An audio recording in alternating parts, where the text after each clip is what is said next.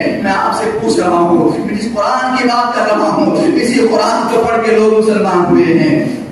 اسی قرآن کو پڑھ کر ابو بکر صدیق بنے ہیں، اسی قرآن کو پڑھ کر عمر فاروق اعظم بنے ہیں، اسی قرآن کو پڑھ کر عبد القادر غوث اعظم بنے ہیں، اسی قرآن کو پڑھ کر کے معین الدین غریب نواز بنے ہیں، اور اسی قرآن کے ساتھ آپ کا سلوک آفتاب سے زیادہ روشن ہے۔ میں اسی قرآن کی بات کر رہا ہوں جو علم کا خزانہ ہے، جہاں خشک و تر کو بیان کیا گیا، تبیانا لکل شیء کہا گیا، ولا نطیع ولا یابس الا فی کتاب مبین کہا گیا۔ میں اس قرآن کی بات کر رہا ہوں جس کی تفسیر کے لیے ایک ایک آیت کے تفسیر میں 500 تفسیریں لکھی گئی۔ میں اس قرآن کی بات کر رہا ہوں جو قرآن 1400 سال سے شرق و غرب شمال و جنوب میں اپنے نور کو پھیلا رہا ہے۔ میں اس قرآن کی بات کر رہا ہوں جس کے بارے میں حدیث میں آیا ہے کہ سینے میں قرآن ہوگا تو وہ حافظ قرآن قیامت کے روز لوگوں کی بخشش کروائے گا، شفاعت کروائے گا۔ میں اس قرآن کی بات کر رہا ہوں، اللہ کے رسول نے فرمایا قیامت کے روز قرآن پاک اپنے پڑھنے والوں کی شفاعت چاہے گا۔